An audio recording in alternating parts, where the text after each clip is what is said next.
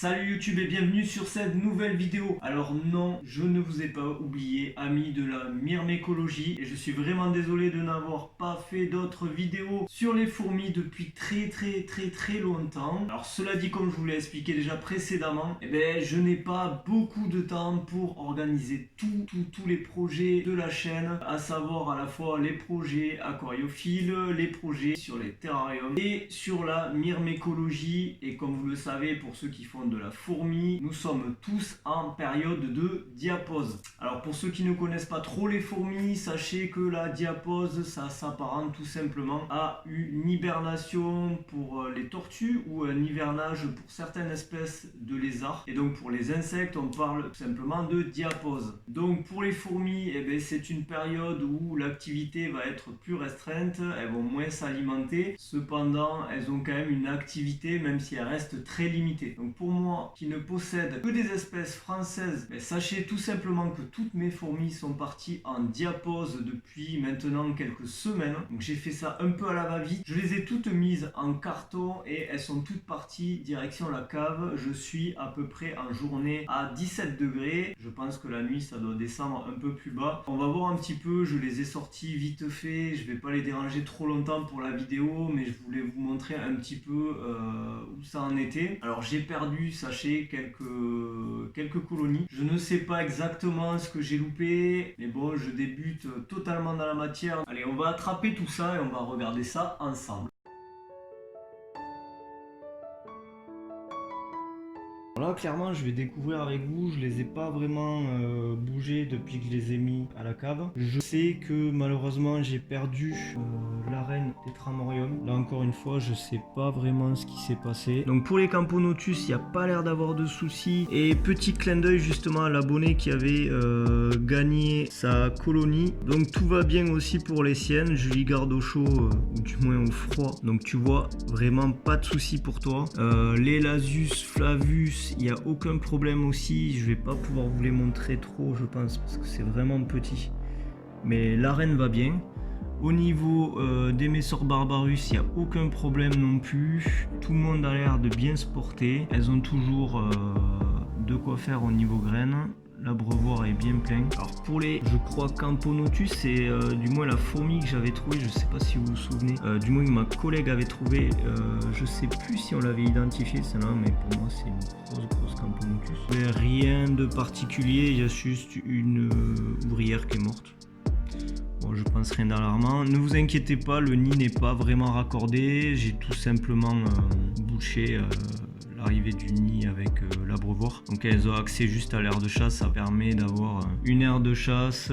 Ça sera toujours mieux, je pense, qu'un tube. Donc moi, je vais me dépêcher de les remettre au froid, pour pas trop les perturber. Je vais faire en sorte aussi d'en profiter pour refaire le point sur les abreuvoirs et leur mettre aussi un petit peu de pseudomiella. Tant que j'y suis aussi, je vais vous montrer le terra où il y a les isopodes. Je sais pas si vous vous souvenez, c'est un abonné qui me les avait envoyés. Le développement a été exponentiel dessus. Il n'y en a pas encore des milliers, mais il y en a déjà beaucoup. Par contre, chose que je ne savais pas sur les isopodes, ils n'ont pas l'air de s'attaquer uniquement à tout ce qui est mort. Ils m'ont attaqué aussi quelques plantes dans le terrarium, notamment le Phytonia que j'avais rajouté la dernière fois, et aussi le pied d'asparagus. C'est de l'asperge sauvage pour ceux qui connaissent pas. Bon, je sais pas, je vais peut-être essayer de la fougère, ou peut-être que vous connaissez des espèces de plantes qui ne touchent pas vraiment. Les mousses en tout cas restent telles quelles. Bon, cela dit, le terra est très joli encore, et je suis bien content que les isopodes se soient autant multipliés. Je trouve ça super sympa, et j'ai d'ailleurs un projet pour les isopodes. Je pense que je vais leur fabriquer des terrariums dans quelques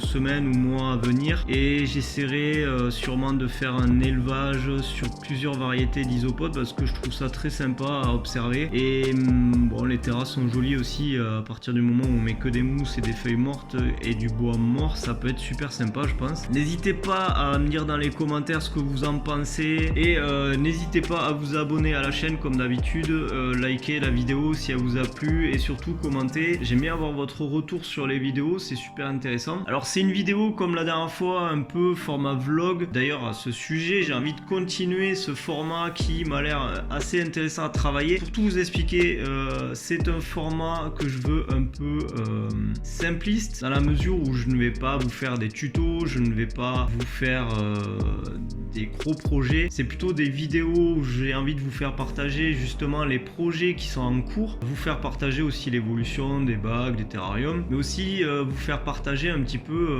l'évolution de la chaîne. Et à ce sujet là, je sais pas si vous avez remarqué, mais il y a eu des changements au niveau éclairage. Donc j'ai investi sur une ring light et j'ai aussi décidé d'investir au niveau informatique. Donc il y a un nouveau logiciel de montage, il y a un nouvel ordinateur qui va me permettre, j'espère, de vous proposer un contenu un peu plus qualitatif, parce que c'est mon souhait le plus cher, d'aller sur de plus en plus de qualité au niveau de la chaîne. Et donc dites-moi dans les commentaires si vous avez des idées de noms pour ce format de vidéo. C'est un format de vidéo qui est vraiment pour vous faire plaisir, donc si vous avez des idées, je suis preneur et je choisirai dans les meilleurs. Bon, cela dit, revenons à notre sujet. J'étais notamment en train de vous parler des isopods. Alors ça va être compliqué de vous proposer des images de fou, parce qu'il y a beaucoup d'humidité sur le verre du terrarium, et puis il y a des reflets partout, donc c'est assez compliqué. Je vais essayer quand même de vous montrer les isopods qui sont allés vite se cacher dès qu'ils ont vu la lumière. Donc ça paraît pas comme ça, mais je peux vous promettre qu'ils sont très très nombreux là-dedans. Ils ont creusé un peu partout, sous les pierres, sous les plantes,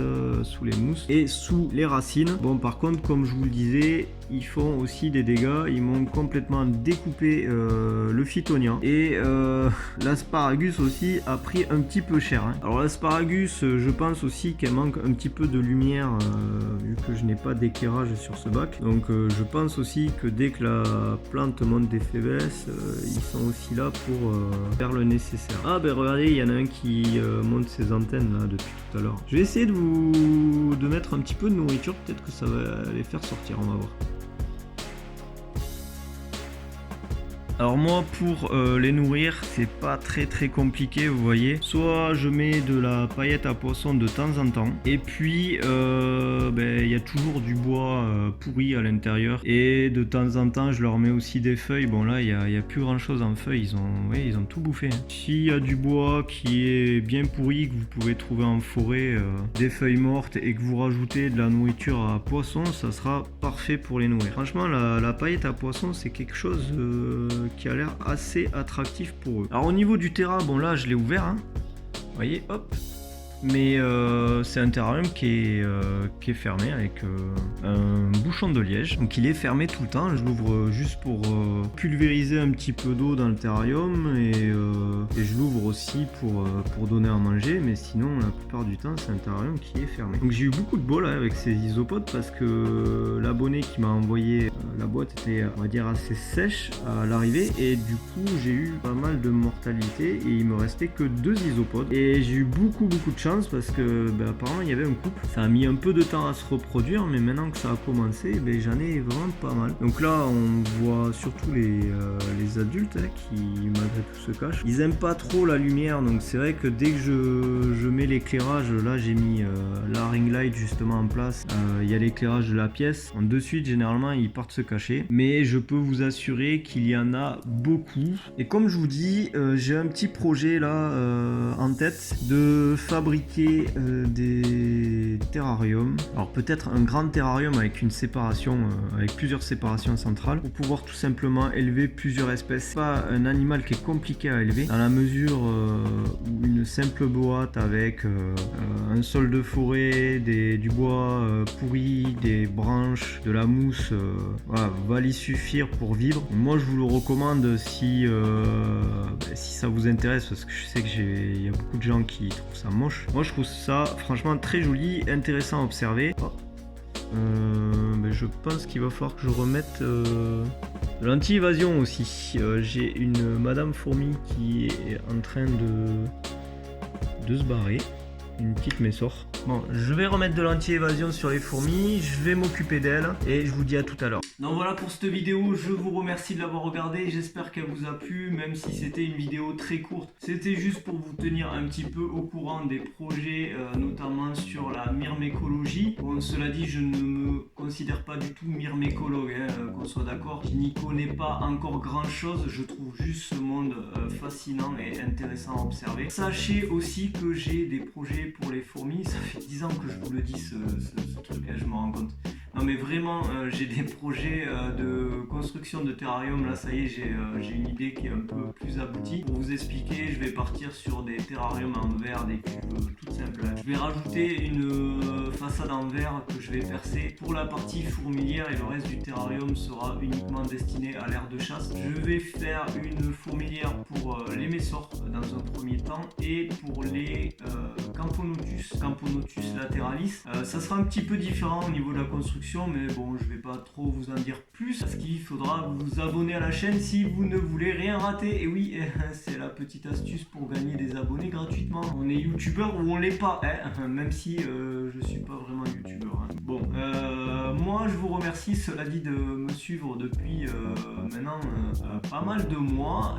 Je vois que les abonnés continuent d'augmenter petit à petit. On va peut-être bientôt arriver à 1000 abonnés et franchement ça serait fou. Je vous dis à une prochaine fois pour une nouvelle vidéo sur peut-être de la terrario, peut-être pas.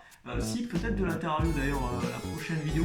Ah oui, ratez pas la prochaine vidéo, je pense que ça va être une des plus grosses vidéos que j'ai fait jusqu'à maintenant. Donc du coup, je vous dis à une prochaine fois pour de nouvelles vidéos. Allez les amis, à ciao.